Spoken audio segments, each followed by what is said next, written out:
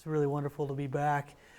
And Tom, thank you so much for having me in. And it's wonderful to be back in Blanchard, this historic building. Before I get underway, can I share one Blanchard story? This wasn't quite designed like this when I was here in 1988, 89. There was a big lecture hall, but there was a curtain in front of it, like a stage, and then there was some tables behind the curtain. And in between classes, I was exhausted. I literally climbed up on a table. There was nobody in sight, and fell asleep on a table behind the curtain. And when I woke up, the lecture hall was full, and the curtain was a little bit open enough that my feet were hanging out, but not the rest of me. And I thought, oh great, I'll escape, and this won't be super embarrassing. So I jumped up, and as soon as I jumped up, I just heard raucous laughter. And everyone looked at me. Yeah, Tom. Yeah. Anyways, it was a classic moment of what I thought was a situation. It was a very different situation when I woke up. It was wonderful. But it's great to be back in Blanchard, regardless. It really isn't. So Tom asked me to start with a quick little background or bio of my family. And I'd like to introduce my wife, Cara. She graduated in 1988. Some people logically think because we both graduated from Wheaton, we are a Wheaton couple. But real honestly, we were like two ships passing in the night at Wheaton. We were very good friends. I actually met Cara when I was in second grade. Knew her for 15 years or so before Wheaton. And we dated in high school, but we decided, let's enjoy college and not be kind of tied up. And we stuck to that amazingly. So I saw her on campus, and we'd wave and say, "Oh, there's a special friend." And all my college roommates said they knew something was going on. They said, she became known as the special friend that I never dated. But then we got married 3 years after college. So my mom likes to tell me it took me 20 years to make a decision. But in the end, I made a really good one. And I'd like to introduce my daughter, Annika. She's been accepted at Wheaton, and she's deciding between 2 or 3 colleges right now. So this is a really important weekend for her. And if you have some good thoughts or some thoughts to share with her after, I'd really, really appreciate it. So here's my family. Annika didn't have a chance to edit these in advance, so she's at the top and bottom. She's a runner. And my son Josh is 15. Ingrid here is 11, and my son Anders is 8. And we lived in England for 2 years and Africa for 3 years as a family, so we've really lived on 3 continents. And it's been a wonderful ride. So with that, I'll jump right into the food production and development in the 21st century. So what I'd like to talk about today, do you mind if I stand here? Because then I can see what's on the screen. Yeah, is broadly speaking kind of some mega trends related to agriculture and food production. And then I'd like to zone in a bit on Land O'Lakes and its perspective. How many of you have heard of Land O'Lakes? Yeah, and I think you probably have a notion of what Land O'Lakes is and does, and I'll probably break that mental model a little bit today, I hope so. And then I'll talk about international development, which is the division I happen to run. I'm the Vice President of International Development at Land O'Lakes, which means I run a division that's in about 25 of the poorest countries of the world with about 400 staff, and we'll get into some details on that. We're going to leave plenty of time for questions and answers, so I'll kind of cruise through this in about 25, 30 minutes, and I encourage all of you to ask a really good question at the end because I welcome that. So, agriculture. It's an exciting time to be in agriculture. There's no doubt about it. This didn't go. There we go. The population of the world is growing, and it's growing rapidly. If you think 2050 is a long way off, guess again. I mean, that's going to be your middle age. Your kids are going to be living and breathing it. It's coming, and it's coming soon. And we're going to add about 2 billion people to the world.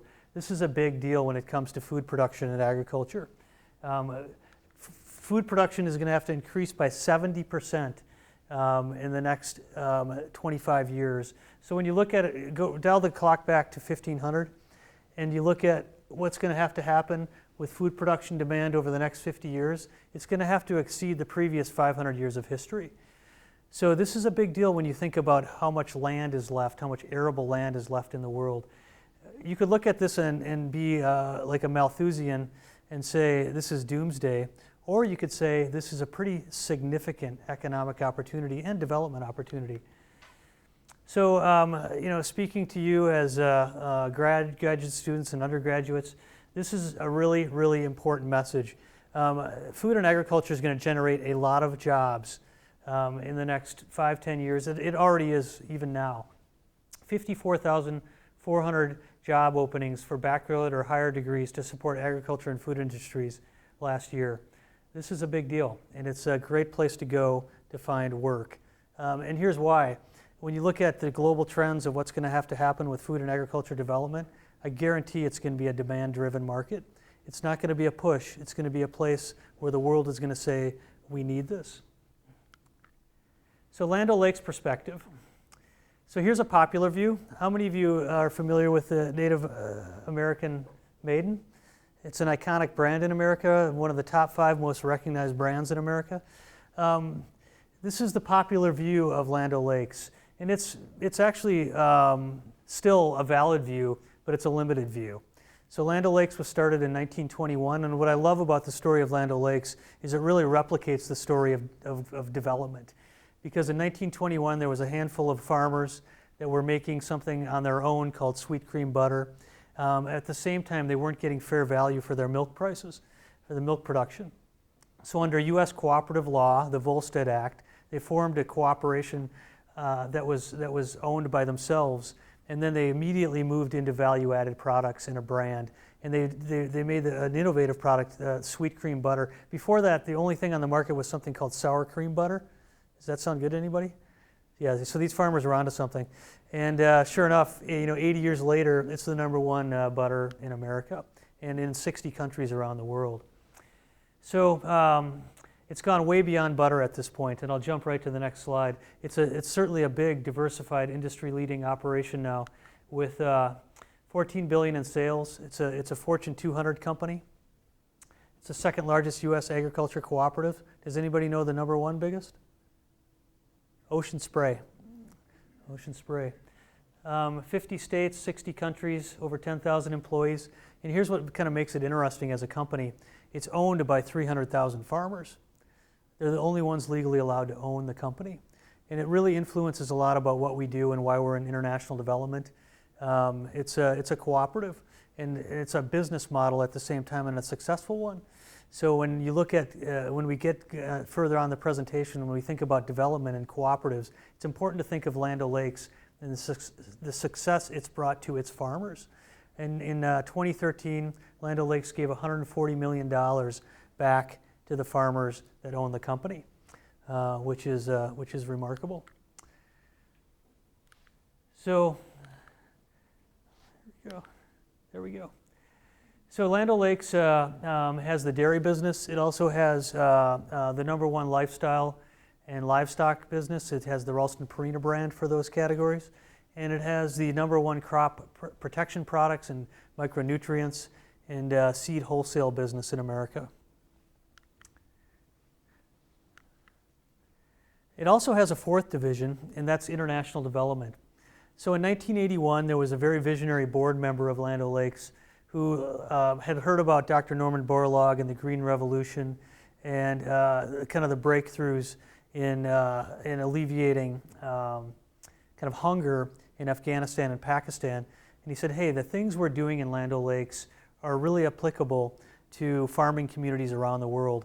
Why don't we tap into this big movement called international development and some of the funding out there like from USAID, and let's start doing some of that work ourselves. It was really born out of the generosity of these farmers who owned the company and looked kind of these rural values of taking care of one's neighbor.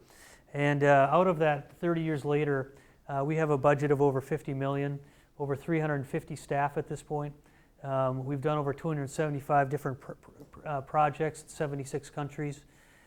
It's really a neat story to tell.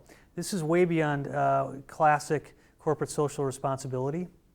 This is really a huge commitment to run a significant NGO within a company. So most of our funding comes outside of Land O'Lakes, although Land O'Lakes gives us a tremendous amount of in-kind technology, people resources, talent, and know-how, which really influences how we do our development work. So Land O'Lakes spans the farm to market spectrum, and this is important to take in because this has a lot to do with how we think about helping people in the poorest regions of the world. When you look across a value chain, it's really important to go beyond looking at a single part of it. You can't just look at only the smallholder farmer or only the mid-sized enterprise. It really helps to look the whole farm to market spectrum. And the nice thing about Land O'Lakes is they're really involved in all of these areas with skills and capabilities from production through to consumer. And underneath it all, the number one strategy of Land O'Lakes is to move into value-added branded products, because then they know they're going away from just commodities to higher margin, sustainable products that consumers want. So what's the big growth opportunity? I've touched on population. Another one is urbanization. 70% of the world will be in cities by 2050. So what does this mean? It means that less and less people will be involved in farming, even in places like Africa where there's currently hundreds of millions of smallholder farmers. It also means that there's going to be a different way of consuming. There's going to be more consumer awareness and tighter quarters, so trends will move faster. There's going to be higher calorie consumption and diet shifts, more protein. So when you look at what's going to happen, 2 times as much dairy, 2 times as much meat, 1.5 times more cereal. It sounds small, but when you do that on a global scale, it is absolutely enormous. What's this mean? Robust career opportunities. Honestly, it's a big growth market. And challenges. And here's the other side of the coin. Only 12% more arable land is available globally, and over 40% of that is in Africa. Only 5% more land is projected to be cultivated by 2050, and demand to outstrip water supply by 40% by 2030. So does anybody know where most of our global water supply goes? Irrigation. Exactly right, and most of that in India. Over 50% of the water that's used in the world goes towards irrigation. That is not sustainable. This is a big opportunity for a company like Land O'Lakes to make a significant difference in the world, and I want to share a few things about that here in a few minutes. The good news is that U.S. farmers lead in U.S. egg productivity. So Land O'Lakes, because it has 300,000 farmer members, and by the way, these 300,000 farmers are some of the biggest, most advanced from a technology perspective farmers in the world, and I would say the most financed farmers in the world. So because of that, all of these food and egg technology startups around the world often come to Land O'Lakes to bring their technology breakthrough to market. So Land O'Lakes is becoming, and already has become, the Silicon Valley for food and egg production, with kind of opportunities to reduce water, to do more what we call intensification, getting more with less environmental impact. I want to share about that here in a few minutes. In 1930, one farmer fed 10 people, and today one farmer feeds 155 people. 25% of income was spent on food in 1930, and today 10% of income is spent on food. So when you're quick to criticize or listen to some of the movies about big ag, it's important to keep this in mind, because without some big agriculture companies, we would still be up closer to the 25%. There's no doubt in my mind. Scalability does matter in agriculture. It really does. 22% of the U.S. workforce in ag in 1930, 2% today. This is a big deal in our culture today, a really big deal. This is why local farmers markets are taking off. This is why there's a huge debate about how close you are to your food. I want to touch on that here in a minute. But here's the other part of the story from 1930 to 2010. 650% more corn on 13% fewer acres. So this is all about technology. This is about scalability. It's about consolidation of farms. So when you look at the role we play in feeding the world, this is a big part of what's happened. And you can debate the merits of it, and you absolutely should take a close look at the impact. But the bottom line is that because of technology, we're getting a whole lot more crop per acre than we did even 5 years ago. I'm going to share more about that here from a Land O'Lakes perspective in a minute. So Productivity plus sustainability is really important. I mean, it's not that simple. That looks like a simple equation, but those two things are absolutely critical to weave together to feed a growing world. So we're passionate about the application of safe, proven agriculture technology. And you know what's interesting is we used to have a hard time translating kind of the businesses of Land O'Lakes to the development work in Africa, but that's changing, and it's changing rapidly. Because what I'm seeing happen in Africa is very similar to the story you saw up there from 1930 to 2010. Urbanization is rampant. What that means is there's more consolidation of farms in Africa. And if you draw a circle within 200 kilometers of major urban centers in Africa, and I'm sure you've seen some of this in Rwanda, but it's happening huge in where we lived in Dar es Salaam. And the African middle class that are living in these urban areas that are starting to make good money, one of the first things they often do is buy a farm. It'll be 50 acres, 20 acres. Sometimes they'll form buying clubs and they'll buy 1,000 or 2,000 acres. And this is a very interesting development because you still have huge numbers of smallholder farmers throughout Africa. They're critical to understand and work with. We do a lot of that in international development. But this emergence of the farming communities of the well-educated farming communities around the urban centers is a big deal because it allows kind of a commercial aspect to a larger farm, and therefore you can put in crop input businesses. You can start bringing in tractors. You can start scaling up larger business models, and this actually helps the smallholder farmers. They need to have a vision for what can become a bigger, larger farm, and be able to understand that farming isn't just survival, isn't just trying to get beyond subsistence. You can have a 50 or 100 acre farm and do very well. That's already happening. So this is the future of farming, precision agriculture, and Land O'Lakes is right at the nexus of this. This is all about kind of no-people tractors, GPS-driven tractors that do everything from soil analysis, real-time. They're linked in with a satellite that will help distribute the perfect type of seed, kind of seed, the right micronutrients, the right adjuvants, so you can get the most yield per every meter on your property. So the benefits are beyond just increased yields. That's kind of a fundamental benefit. A really big benefit is reduced environmental impact. By being able to analyze exactly what's needed where with very little what you call drift. Have you ever looked at an irrigation system and how it sprays? How much of that water that sprays up when you drive across Nebraska do you think goes straight up back up into the atmosphere? It's over 60% in many circumstances.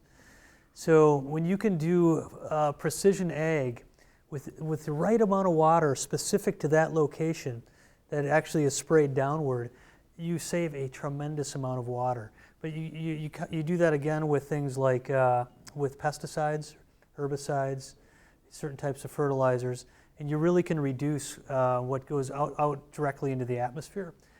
So there's a lot of interesting things happen with precision ag right now, and this really is the future of farming.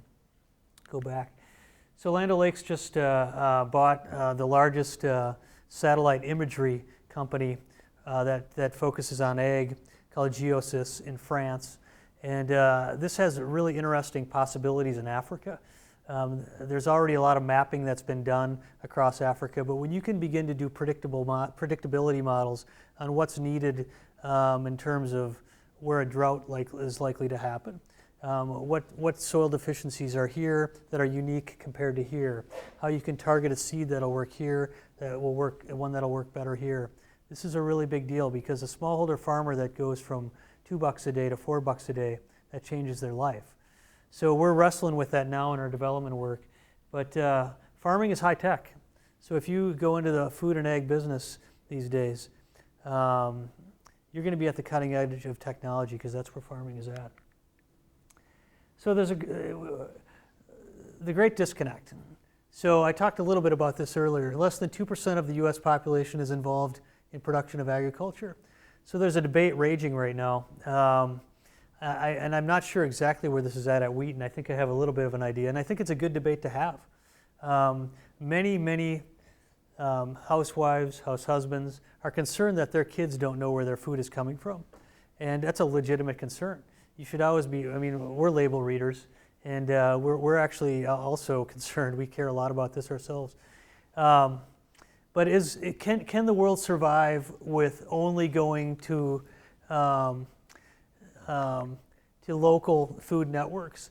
I would say a better way of looking at it is and here's why. You need large-scale farms, science and technology, and global supply chains to meet the soaring global food demands and to keep prices low.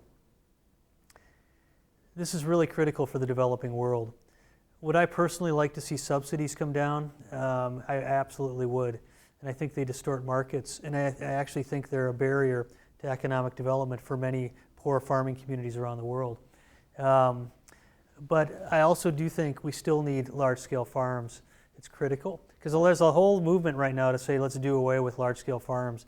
I think that's naive. I think it would really lead to huge price spikes and instability. But I'm also a huge fan of small-scale farms. I'm a fan of urban farming. It's okay with me if someone wants to spend $3,000 on a 3-story, Cape Cod chicken coop. That's their decision. And I think it's great for kids to be close to their food and to understand where their food comes from.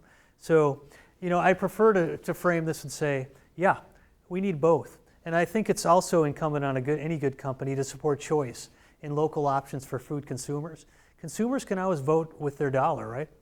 So that's their decision. And big food companies better take notice, because if more and more people vote with their dollar towards this, then you will see more and more large food companies embracing this as a very viable model. By the way, Land O'Lakes has a number of farmers, both large and small, many small farmers that are right at the center of the local food movement. So they're part of the overall membership of Land O'Lakes. So shifting the focus a little bit to kind of global development as it relates to food security. Food security is a critical aspect of economic stability, which can lead to political stability. So I want to show you a video. It'll take about 5 minutes, but I think it'll be, first of all, it's what's the name of the British gentleman, Tom? Oh, I'm blanking on his name now. Okay, yeah. He's famous, famous presenter. So he'll be a whole lot more interesting sounding than me with his British accent. But I think it'll show you firsthand kind of the work we're doing in international development, and then I'll circle back and finish out with a focus on that. So if we could go to this slide, and you know how I get this to go, Tom? Click it again. Sri Lanka's 26-year civil war fractured the country across religious and ethnic lines, which was further intensified by the 2004 Indian Ocean tsunami. Shortly after a ceasefire was brokered in 2009, Land O'Lakes began a 3-year program funded by the U.S. Agency for International Development, USAID, to rebuild the dairy value chain in Eastern Province, which was greatly impacted by these tragedies. The program, Dairy Enhancement in Eastern Province, or DEEP, helped build and strengthen a cooperative network of milk production groups and milk chilling centers, which helped unite community members from diverse ethnic and religious backgrounds across common economic goals. Communities also received training on conflict resolution. To create a viable market, Land O'Lakes forged a partnership with CIC agribusinesses. CIC had limited experience with dairy processing and had been reticent to invest in Eastern Province during the war. But Land O'Lakes created a viable cold chain for the farmers' milk and trained CIC to process it into yogurt that could be sold nationwide. By the end of the program in 2012, the 4,000 dairy farmers who benefited from the program saw their income soar 75%. The program's partnership with CIC not only provided farmers with a reliable market that would last beyond the program, but a guaranteed increased price for their milk. This enabled the farmers to become financially resilient and enjoy a better quality of life long term. In 2008, the United States Agency for International Development, USAID, launched a 5-year program designed to increase incomes for small-scale farmers in Kenya through the sale of quality milk. Implemented by Land O'Lakes International Development, the USAID Kenya Dairy Sector Competitiveness Program focused on building the capacity of actors all along the dairy value chain for maximum and sustained impact. In the program's early stages, Land O'Lakes facilitated peace and reconciliation events following the 2008 post-election violence, which had cost the dairy industry more than $110 million. But through the process, Land O'Lakes discovered a scarred community along the Ugandan border that had experienced firsthand an entirely separate conflict between the Kenyan Army and the Sabaot Land Defense Forces, SLDF. Fighting over land rights and along tribal lines, the SLDF battled for more than 2 years in the middle of civilian territory, leaving more than 600 dead and 66,000 displaced. Wakati vita inaendelea, unakuwa na uoga nyingi, watu wamekatwa, wamechinjwa. Hakuna vile utafanya kazi yoyote. Na hata watoto wamekosa elimu kwa sababu ya hiyo vita. Land O'Lakes conducted peace and reconciliation meetings with community leaders, then applied the cooperative model as a way to engage dairy farmers in open dialogue and trust building. In 2010, farmers of Kitale formed the Mebot Dairy Farmers Cooperative Society, where they joined together despite their tragic past. Na sasa hivi cooperative yetu tuna kabila wote, tuko na Wasomali, tuko na Waturkana, na Waluya na hata Wasabot wenyewe tuko ndani. Sasa hii maneno ya group imetuleta pamoja. Tunaona kwamba hata watoto wetu wameanza kwenda shule. The cooperative has done so much to us. It has brought peace by stabilizing everybody. This has changed our lives so much because it has empowered us financially. All these members are now like we are just one in the same society. We are one as brothers and sisters. In just 5 years, Land O'Lakes demonstrated how to stimulate milk production at the farm level, reduce costs, and achieve market linkages to more than 350,000 farming households. Incomes earned from dairy have increased by at least 200%, and 135 cooperatives have formed. By introducing the cooperative model to communities in Sri Lanka and Kenya, Land O'Lakes helped broken communities to rebuild ties and strengthen their dairy value chains. Through these partnerships, cooperative members and their families are empowered to lead better lives. Well, I hope that gave you a visual on some of the work we do. And, you know, it's interesting how there's a whole lot of backstory. You know, there's this existing asset, these cattle, and leveraging that in the name of rebuilding peace. People that are pastoralists are passionate about their animals and what they do. And that passion can overcome all that hatred and all that distrust and even ethnic violence when it comes to doing something that they can do together as a community in rebuilding.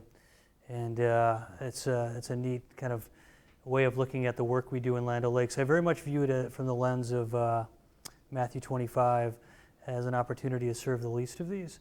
And you know, one challenge I would have in your thinking is I always think about the kingdom beyond kind of the conventional, because I know when you do that, I think God can be eminently creative about how he accomplishes his purposes.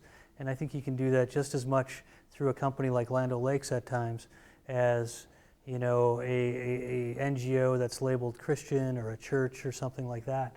So, so I'm privileged to be in a company that supports us going into these dangerous areas, because it's a big deal for Land O'Lakes to approve that in their name, putting people at risk and such. But we do a lot of that work, and we just won a $24 million award in Yemen to go and do coffee, honey, and livestock development work. There's over 500,000 refugees that are coming back they're getting kicked out of Saudi Arabia back into Yemen. It's a completely untold story, and they need help or it's going to really destabilize. So is there self-interest from the U.S. government in doing this? Absolutely. But is there kingdom work? Absolutely. Yeah. So the stakes are high. You know, when North Africa went through the Arab Spring in Tunisia, what preceded the first breakdown of those societies was people waving loaves of bread. Bread had climbed to 10, 12, 15 bucks a loaf.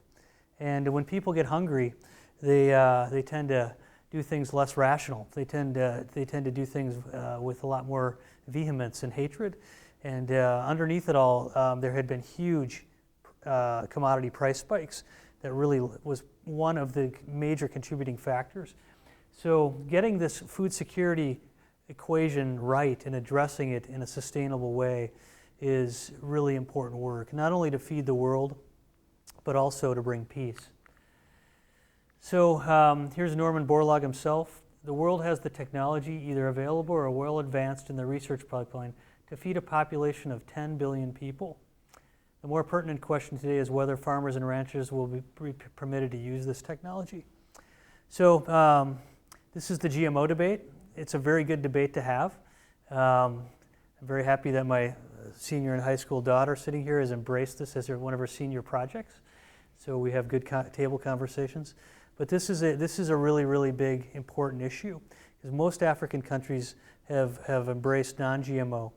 And I really respect that. I think that, in fact, Land O'Lakes bought a research business in Mexico that is completely non-GMO focused. It's called Global Seed Genetics, and we have 2 new, very high-yielding yellow and white maize corn varieties, tropical germplasm.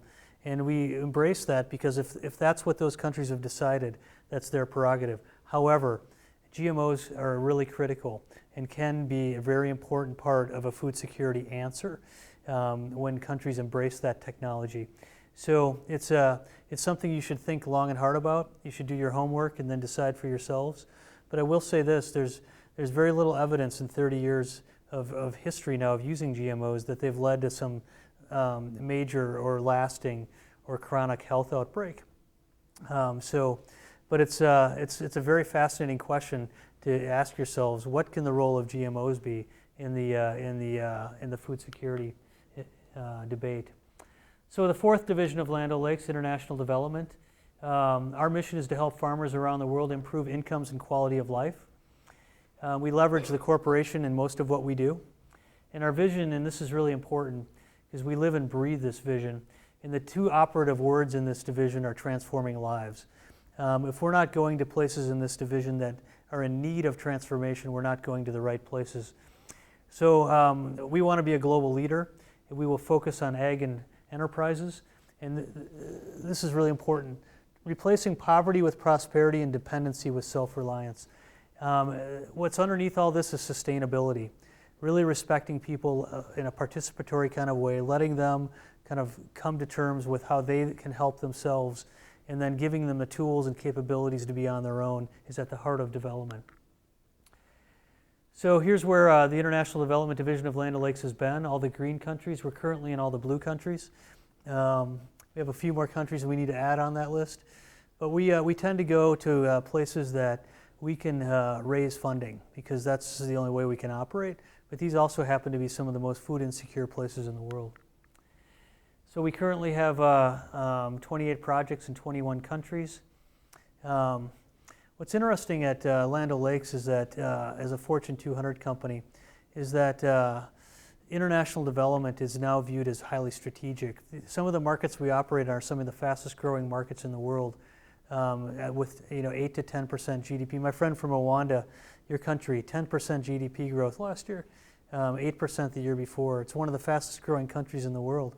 It's an exciting place to be from a commercial perspective. So what's happening in Africa is more and more people are taking notice now on the commercial side. It's over 250 million or 300 million in the emerging middle class. Many of those are entrepreneurs. When I sit down with many of my African friends, they'll often have not just 2 or 3, 4 or 5 business cards. They'll say, here's my real estate business card. My wife is running a juice business. by the way, I'm starting this business, and I started this little apothecary for my cousin. It's an exciting time. People are trying things, and they really are indeed being entrepreneurial. What this means is it changes the way we do development. It means that instead of going in and saying, we are here because we're here to develop, we prefer to call ourselves facilitators now. We'd rather go in and analyze who's already doing what, how can we support them, how can we come alongside them, how can we respect them as co-equals. And here's another exciting development, impact investing. More and more we're saying, you don't need a grant, you need an investment, because an investment is going to give you the right mentality. You're going to pay it back. From that point, you're going to have even more dignity, and you're going to be ready to take this business and run with it and get the next tranche of investment. So we just launched a big new program with an iconic impact fund called Acumen, where we're doing the food and ag side, and they're doing the financial management side. And this is an impact fund, a $6 million fund that's going to target about 8 to 10 businesses in East Africa. This is a new approach to development that's very exciting. So someone asked at the dinner at Dr. Ewert's house about results, and here's the detailed answer to your question. I'm sure this is more than you wanted. And I won't read through all of this. You can take a look at it yourself while I'm talking. But I like to tell my team and the people I communicate this slide to that each digit here matters. These represent human lives that have been transformed or transforming or in need of transformation. From a kingdom perspective, the image of God is in each one of these measurements, each one of these lives. And that's a big deal. And one of my personal goals in development, again, from a biblical worldview, is that we have the privilege of bringing out the dignity that is inherent in everyone because God placed it there. And that God-given dignity is best brought out when people can use their gifts and abilities that God's given them. And that's rarely comes with a handout. It usually comes hand in hand, coming alongside someone, respecting them as a co-equal in humanity, if they're Christians in Christ, and saying, you are a person that is just as loved by God as I am, and therefore I hold you accountable, you hold me accountable, together we'll succeed. And that's a great approach that I'm encouraging my whole team in international development to embrace, even if I don't call it quite like that every time. So I'm very proud of this. This is just 2013. So if you haven't had a chance to read Bill Gates's, he writes an annual letter. His 2014 annual letter is worth Googling because, there was a great philosophy professor here in the 1980s, Arthur Holmes, and one of his most famous books and most famous phrases was, all truth is God's truth. And what you see in a lot of Bill Gates' letter is God's truth. He might not say it. You have to kind of interpret it that way yourself. But it's really important to realize you don't have to be in a Christian organization or a church. You can be in an organization like Land O'Lakes and still be living and breathing the kingdom and the principles of the kingdom and making a difference for the kingdom of God. And I would strongly encourage you all to think about that as you think about your next steps outside of Wheaton. So that's my presentation. I hope did I leave enough time for some Q&A? Great. I have two questions. Yeah. One is, whenever you say you come alongside the people that you partner with, does that mean you come alongside mostly with technology? No, not necessarily. It really depends on the situation. I mean, it's how you come alongside them, and it's never one size fits all. I think you saw in that video, part of coming alongside them was helping them with counseling. There was a peace and reconciliation counselor that was brought in because that's really what was needed before this cooperative could get back to high functioning, helping them process and deal with the tragedy they had been through. It's often business training. That's almost a fundamental part of everything we do. So there's a lot of different sanitary training, AIDS awareness training, that sort of thing. I would say technology solutions and market-driven business solutions are usually pretty fundamental. But I mean, this is an overused cliche, but I like taking it to 2 or 3 steps further. Relief work is still really important. It's the compassionate thing to do when people are desperate and that a handout is absolutely justified. So I want to make sure you understand that. So you teach a man to you teach a man to fish, right? You give a man to fish who's in need of that. That's fine, because some people need a fish to live, and that's the right thing to do. If you teach a man to fish, that's prosperity and self-reliance. I would say the next, even better, is teaching them to start a fish business and working hand in hand with them and investing in them as co-equals in that business. So you go from, teaching a man, giving a man a fish, teaching him a fish, running a fish business that can then add value, start exporting fish, create better jobs for the middle class, can create a market for maybe 100 or 1,000 fishermen, so they have someone to sell to. And so coming alongside them really differs across each aspect of the value chain. That's a great question. And then the other one, I was wondering about the subsidies. If subsidies were to go down, wouldn't technology make it so that farmers could make a lot more food, make a lot more money? So wouldn't it make sense for subsidies not to be as needed as technology increased? Yeah, I think I understand your question. I guess I've never really given a lot of thought to the kind of the intersection between technology and subsidies. But I do think that if subsidies were, let's just theoretically say subsidies were removed around the world, from an economic perspective, you would get a much more pure market, wouldn't you? You'd get places that should be making things, that because they have economic advantage that currently aren't, because there's a subsidy maybe propping up a market in a false kind of a way. So I personally think there would be more of a technology transfer. It would probably go to the lesser developed countries of the world, because they would suddenly have economic incentive to make things that a subsidy really limits their capability to do. So I don't think it would limit, I think there would still be, you're going to have R&D and technology breakthroughs in agriculture needed for the next 30 years. So that's going to happen just because of the whole market-driven side of population growth. And even more than population growth, and this is why it's interesting in food and agriculture, it's exponential growth, because there is a significant emerging middle class that's eating more protein and more of a varied diet.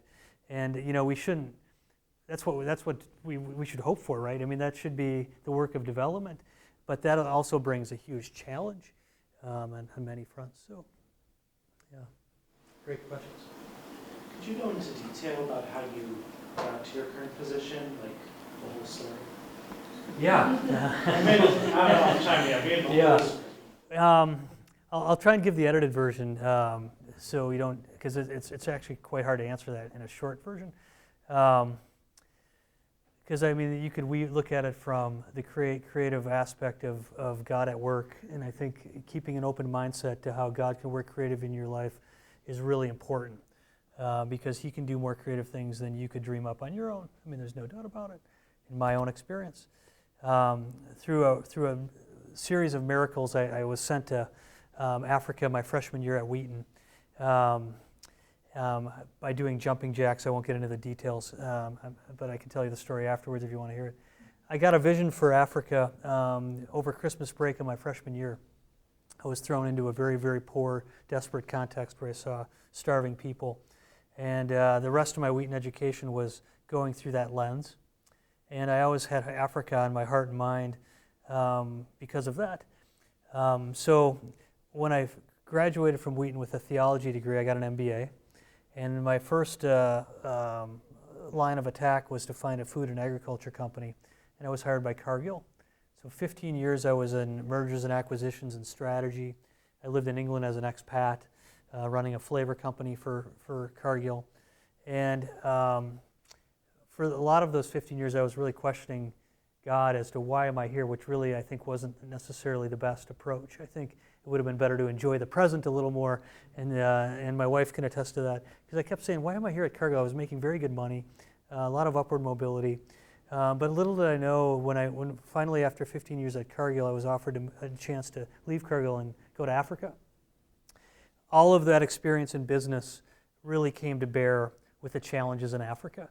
And I always look back and say that strategic thinking, that ability to kind of be in a profit-driven business really helps when you get into the work of development. And it really helps when you're looking an entrepreneur in Africa in the eye and saying, okay, I've been in business too, so let's talk. Rather than, I have a whole career in the nonprofit world. There's nothing wrong with that. Some people do that and they do that very well and God calls them to that. But for me, those 15 years at Cargill were really building blocks for what I'm doing now at Land O'Lakes, which is really a marriage between development and business. So you could start your first 5 years in development work or a nonprofit, and then go into development, and then go into business, or you could do it vice versa. But I would say if you do go into the work of development, getting some practical worldly business experience is a very good thing, because more and more you'll be more relevant, I think, to the context you're in. But I also want to say this. I have a lot of friends who are quite talented and quite good at what they do, and their whole career has been in NGOs and development work, and there's still 300-400 million people at least in Africa who are very, very poor, who aren't necessarily reachable immediately by an economic model. And development work is needed. They need training. They need to be kind of brought 1 or 2 rungs up the ladder with some assistance, and to be kind of made ready for kind of business development.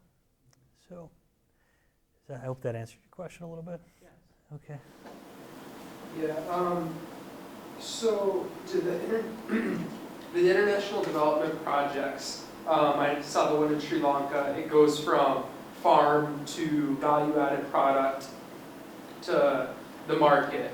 Do most of your development projects, are they sold as value-added products, or are they sold as commodities? And then my next part of the question is, are those commodities or value-added products sold across international borders, or are they mostly for domestic consumption? Yeah, good questions. One of the most important approaches to development is called being market-driven. So, the Green Revolution was great, but it was largely production-driven. Dr. Norman Borlaug is credited with saving over 30 million lives. And certainly it wasn't just him, but the work he did with food production, the Green Revolution. The limitation in that, in the long run, is that you really want to be start with the market. What do people want to buy? And then work back to the farmers. Because what good is it to get them to be making things and increasing their yields and production if it's not necessarily in alignment with the market? So yes, when we look at development work, you really have to do a thorough analysis of the whole value chain. Even before the farmer, what's available around the farmer. Does he have access to the right fertilizer, water? Does he have the right land? Does he have land rights? Does he own his land? Then you have to analyze kind of what's the infrastructure around this, and is there supporting businesses? So you have to look at the system around the value chain. And then you obviously have to do a good market analysis. It takes hard work. It takes a lot of analysis. But if you're going to target a part of that value chain, you better know the dynamics across it. This is really true in the developing. It's a luxury you don't have to care so much about in the U.S. because you can kind of assume that there's somebody trying to make money in some part of the value chain that's good at what they do. And that's usually always the case. But in Africa, you really have to look across all aspects. And we actually do try and add value whenever possible. So coffee, I love coffee as a development crop because you can add value at the local level. So you get a washing station in a community, and coffee producers can go from 50 cents a pound to $3 a pound when they simply have the right, processing at the village level. So they're adding value, significant value. They can go from a parchment grade to a AA grade, and that's symbol week after harvesting, and that changes their lives. If they can go 6 times their income on their yield of their coffee, then they go from maybe $300 or $400 a year to $2,000 or $3,000. They can get a home with bricks and a steel roof. They can send their kids to school. Their kids are no longer working in the fields. And here's an interesting one: they're no longer beating their wives. And frequently it's the women who are doing the work. And when the women start making the money, they all laugh when I love when they tell this story. The women they all say, well, now my husband's working for me. And he'll respect her because she's making money. So it's really, really important to always try and look at where you can add value. And it's harder in some crops than others. And when it comes to trade flows, it's a really complex question. It really varies by commodity type and by region. The important trend in Africa right now, Rwanda is at the heart of this, is the emergence of trading blocks, and they really are real. Tariffs are coming down between countries, business law is getting synced up, even food specifications and standards are getting synced up across geographies. This makes trade flow a lot easier. So when we look at Land O'Lakes, so do we want to invest in an animal feed business in Kenya? It's a whole lot more interesting to us if we know we can sell it across a region versus just one country. That's the way it is for all entrepreneurs and business owners. So I think that trade flow question is, there's positive news, but it's still very, very limited in Africa, far too limited as it should be. Yeah. You kind of touched on this, but when looking internationally for development, do you run into any societal or political barriers? And if so, like, how do you handle it? Yeah, again, it's never one size fits all, and it's really important to do a good diagnostic on what we call the enabling environment. And a big part of that is both kind of national government, but also you really have to care about local governments. Because you can be in one local government where you have a really progressive leader, and you can go 20 miles away to another district, and you can get a guy who's completely getting in the way. So you have to be really careful with kind of panacea kind of answers to that question. And it can change rapidly too. That's the other thing that's interesting. But I would say if there's one thing that's held back Africa more than anything else the last 40 years, in my view, it's been politics, it's been bad governance. And I would say that the trend is positive. I would say of the 54 countries in Africa, 16 now, they call the African cheetahs, have gone at least a decade with democratic elections. They're improving business law. Their investment environment is much better than it was in the past. And I think what's happening now, because of cell phone technology, internet technology, and because of this trend of some democratic elections, is your average smallholder farmer, rural kind of citizen is no longer, it's really hard to keep them in the dark now. Bad governments, bad actors can't keep it a secret very much. So there's a built-in accountability emerging. So that's building in more democracy, I think. But when we look at our development work, we go into places that are sometimes dangerous, sometimes very difficult from a government perspective, and there's still human lives there. So if you wait till everything's stabilized, you would maybe never go in. So that's actually a huge challenge in some circumstances. We always try and go in and be progressive in our approach to the government. We try and respect the government and work with it. Here's what I found too with so-called questionable or bad governments. You can always find a couple of good actors.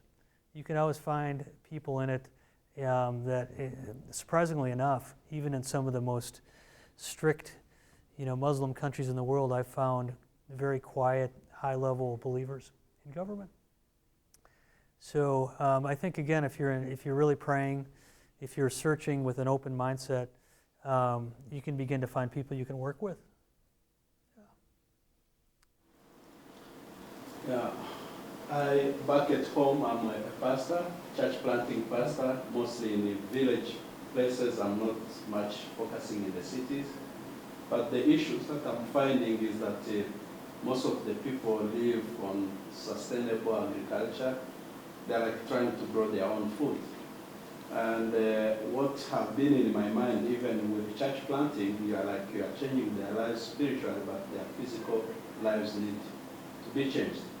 So part of what we have tried is to do cooperatives and trying to work together. So one of the things I'm doing it is farming myself. I had to leave Kigali, the capital city, go in the rural village settings to try to apply some things, then teach people from there. So I'm raising chicken, in my backyard I have 200 chicken, egg laying, so 2 milk cows and trying to get milk. That's great. So, but one of the challenge we are finding, so I live very close to Congo, like maybe 5 minutes drive from Congo. Most of the people I supply eggs, I get like 150 eggs per day. But already like 1 week is already booked. People are waiting, Pastor, give us eggs, give us eggs. Now, trying to get supply, I had to buy my chicken from Uganda, where I can find chicken, egg-laying chicken. And now I begin to think of like, where do I get, machines, these incubators? So then I find the same challenge with the people who can make cheese. So there is a need of technology, of maybe incubators or cheese making machine or ice cream making. So we lack that part of technology. There are no suppliers. So part of what you are doing, do you have already like connecting these people with where people can produce those machines and how to use them? Or maybe mixing feeds for animals, it's a big challenge. Yeah. So you find that you have that big challenge. So how do you think about that? What kind of approach, or have we ever dealt with it before? Yeah. Well, first of all, I just want to applaud your approach. I mean, you're a pastor, but you're also having a social impact through a business. All those people that are buying your eggs are getting protein for their kids, and as you know, in Rwanda, I was just in Rwanda in January, 45% of the kids are still experiencing stunting, meaning they're, the interesting nuance with food security is you can have a country like Rwanda that has a fair amount of food that's on the markets, but you have the wrong nutritional mix often. And those first 1,000 days of life are really critical, but the first 5 years are also critical. So I really love what you're doing and what you're attempting. Yeah, we do a ton of that kind of work, and there's a lot of organizations that you could tap into. There's some that specialize in kind of helping poultry cooperatives get access to kind of sheds, get the right kind of temperature, doing the right measurements, and they can get the yield on a hatch down from 60 days to 40 days, and they can get a lot more efficiencies, begin to scale up a real chicken business, and it's a really successful model in lots of parts of Africa. Poultry, by the way, is one of the fastest growing businesses in sub-Saharan Africa. Chicken consumption is skyrocketing. There's animal feed businesses that are growing sometimes 50 to 75 or 100% a year because of the emerging middle class. One of the first things they do is they buy more chicken and more eggs. One thing we're doing in your country, Rwanda, right now is, Blessed Dairies? Blessed Dairies is a big new dairy that's doing yogurts and ice creams, and they're our partner. And in the area of technology, because you touched on that, we're helping the cooperatives. The cooperatives have to work hard, so they provide what we call in-kind. It's much better than just giving somebody something to let them feel a profound sense of I earned it. So if they don't have the money, we help them. They have to roll up their sleeves and help build it. They have to put in man hours. The community has to come together. But we're putting in chilling stations throughout the dairy regions of Rwanda, where the cooperatives can then, so much goes to wastage. It's terribly sad with milk, unless they have the cold store value chain. So getting a few simple parts of the technology equation right is critical. I think you nailed it. You really, to go beyond just I'm going to be subsistence or just produce a few eggs for my neighbor to scaling up a business is both technology and access to finance usually. Combine that with a little bit of training. But here's the interesting thing, Opportunity International, great lending organization, a lot of Wheaton grads there. They have really, in my view, cracked the nut on rural agriculture lending. That was kind of a very difficult thing. Most microfinance used to go to urban and peri-urban businesses, but there's more and more now going to rural agriculture. Yeah, so people cooperatives can get access to loans to buy things like a better chicken coop or to get the right sheds for growing your chickens in a shaded environment, to get access to animal feed and vaccines. So my challenge would be to really do your homework and probe around and ask lots of questions, and I can help you too, to introduce you to some of the organizations that are working in those areas, because tapping into one of those can really be helpful. Yeah, but congratulations, you're the one out there in the front lines. That's great. This is taking a step away from international development. I think it's just a clarification question, but I was wondering if you could just explain how technology has really made irrigation more efficient. Yeah, there's a couple ways. I mean, the old irrigation is still old, but it's widely used, is the spraying up at like a 45-degree angle. And I want to say right up front, I'm not an irrigation expert. I'm not. I'm a development person, but this is what I've kind of gleaned from people at Land O'Lakes and people in the business. And it's very inefficient. On a hot day, a lot of that water just goes straight up into the atmosphere or sprays onto a road or where you don't want it. There's a new technology out called, well, there's 2 or 3 things. Drip irrigation is getting really common now, where you just have a single drip going to a tree crop or some sort of a crop, and it's going throughout the day at a very, very kind of slow, methodical pace that you can control. And then you can actually get I mean, it's amazing what you can, with the right fertilizer and drip irrigation in a tropical climate, you can get 3 or 4 rotations on a crop. You might get 1 rotation in the States. It's, yeah, so you can imagine that, the benefit of that. Drip is one, but there's also new things called water probes. So this is real interesting. It's like a system that goes, it's real easy to install. It's under the crop. You kind of embed it with these things under the soil. And the real high-tech ones are you can actually control from a GPS system. There's a company in Australia that is actually controlling irrigation underground in California right now. That's where kind of agriculture is going. And they can actually do a real-time analysis of if rain has fallen that week, there's no irrigation that goes out. You know, if there's a drought, they can start to do the drip irrigation through these water probes.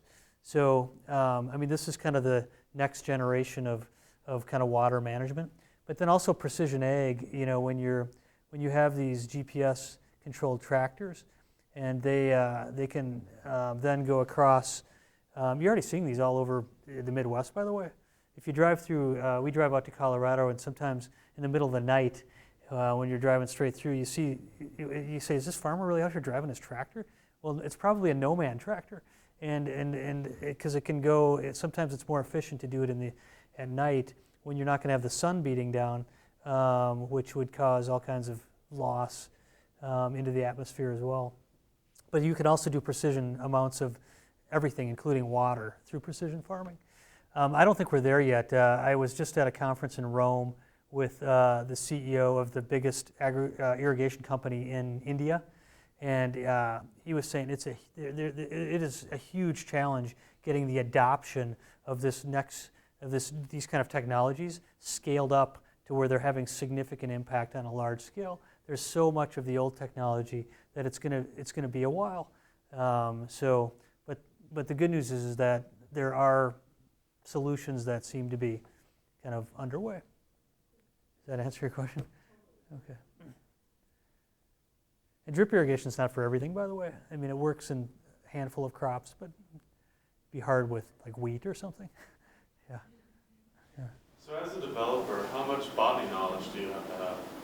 How much what knowledge? Botany, or like any kind of science, I guess.